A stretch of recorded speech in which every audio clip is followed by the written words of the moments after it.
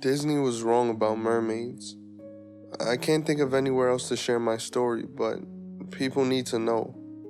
Unfortunately, my story doesn't begin any different than most others. It was a usual, uneventful kind of day, until it wasn't. The sun was low when the day started. The three of us, myself, my husband Dom, and his best friend Tyler, we had decided to call in sick to work in favor of a sneaky midweek fishing trip. Spring had finally come, and I'd woken that day to look out at the ocean. It was flat as glass, shimmering like diamonds without a white peak in sight. The sky was empty of any clouds, and there wasn't even enough wind to shift the fringe from my sleepy eyes. I flopped back down in bed next to my husband, Dom.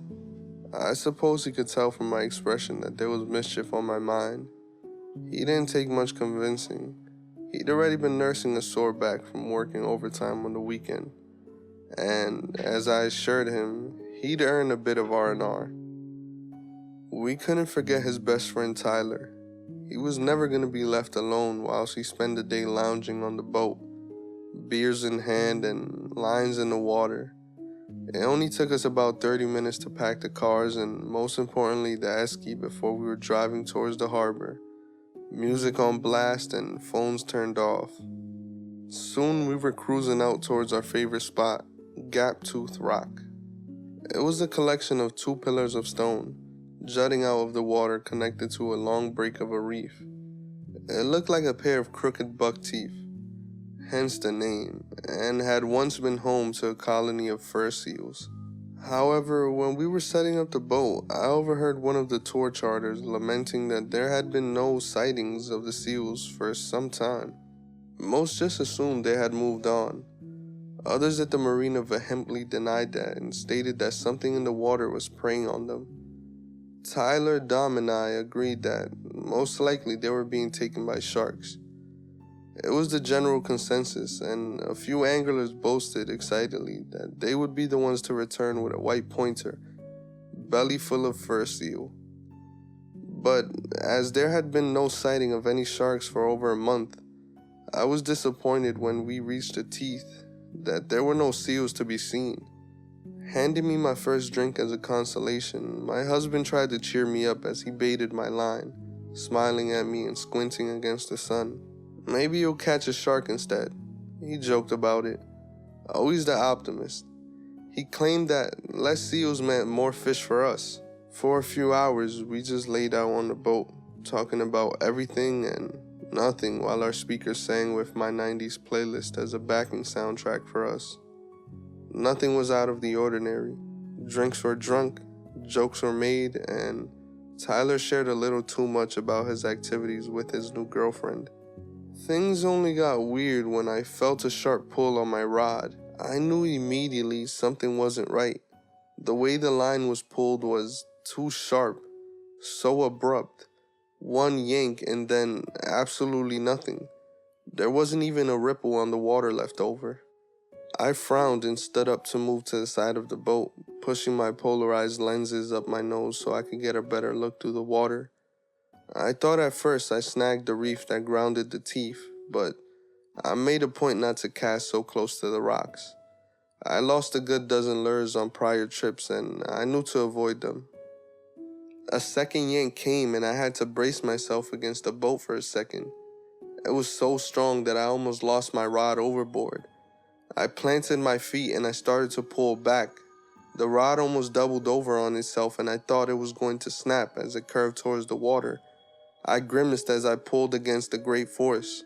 The line remained tense, as if it was frozen in place to the ocean. The line had no slack and the reel wouldn't budge at all. Suddenly, there came an awful sound. I don't even know how to describe it, but it was enough that I dropped the rod in favor of covering my ears. It was as if it was a cacophony of every awful sound I've ever heard. The high-pitched ringing of a car alarm, the crushing of metal, a jet breaking the sound barrier, and nails on the chalkboard all combined in one. I looked around me to try and see the source of the noise. My rod was still hanging over the side of the boat, and the water was still glassy. Dom and Tyler were behaving strangely. It was like they weren't hearing what I was. Their eyes were fixed on the water, their backs rigid. The sight made all the hair on my arm stand up, and gritting my teeth, I stood up to go and check on them. Neither responded to my calls. They just stared frozen at the water. Their lines, tense like mine, had been reaching down into the dark. The noise was filling my head, so loud I couldn't think of anything aside from how wrong everything felt. My whole body was screaming over the noise that I needed to leave. I tried to pull them away from the edge of the boat, which was now starting to slowly pull towards the left side, following the same direction as their lines. I tried yelling their names, tears making my vision foggy as I exclaimed that they were taking the joke too far, that I was scared and they needed to stop. I watched my rod slip over the edge and splash into the water, and when Tyler started to reach into the water, it was then, when I was sure my eardrums would burst with the sound, that it finally went silent. I flew into action, snatching the knife from our bait station before looking over to the water. Out of the darkness came a mottled gray arm. At the end, there was a clawed fist gripping onto Tyler's braided fishing line. I sliced the line in a panic and pushed both men away from the side of the boat. It took all my strength to force them off their anchored feet, and the two fell back as both lines went slack. The boat righted itself violently, and I would have lost my footing if not for grabbing onto one of the handles on the left side of the boat. I thought I must have been seeing something. Maybe I hadn't drunk enough water.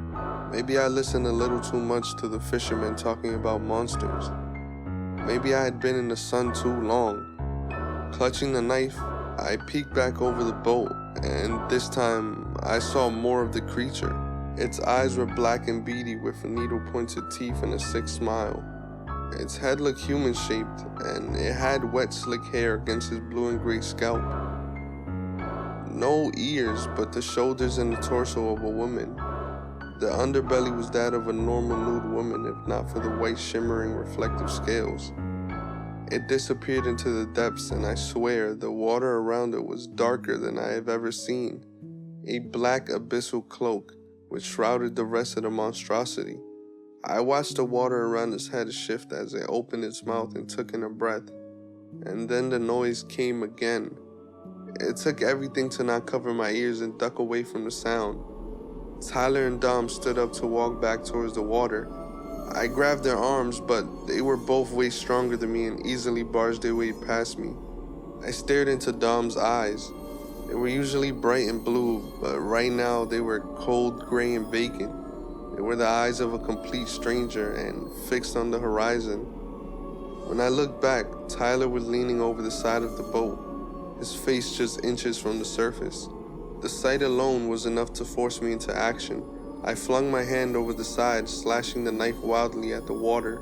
I felt the knife make contact with something, the tug of resistance before the clean slide of the blade against flesh. The noise stopped instantly at that moment, breaking whatever spell that had taken over the two. I grabbed Tyler's collar and yanked him away from the water, looking over as the creature stared back at me. They were both groggy and confused as I pulled away from them, dropping the knife. I ran to start the engine before putting the boat into full speed away from the gap-toothed rock. They asked what my problem was, why I was in such a sudden rush, and why I had let the rods just tip over into the edge of the sea. I couldn't think of any way to even start explaining what had happened, and seemingly they hadn't been aware through any of it. All I could focus on was getting away from that place. It's been a week now since then, and I tried to share this with them. Tyler laughed at me, and Dom just asked if I was still on my medication. I wanted to forget about what I had seen. I wanted to chalk it up to dehydration or sunstroke, but yesterday, they went fishing without me. They promised they would stay away from the gap tooth, but they haven't been back. I don't know why I wasn't affected by that thing like they were, but I'm hoping it will work in my advantage. I'm writing this from a hired boat, and I think I'll leave my phone at the marina once I post this. I don't need it with me. I know the police can't help me. This time they added a spear gun to my pathetic arsenal, and I hope this thing, whatever it is, spends some time playing with its food for the sake of Dom and Tyler. Wish me luck. I guess.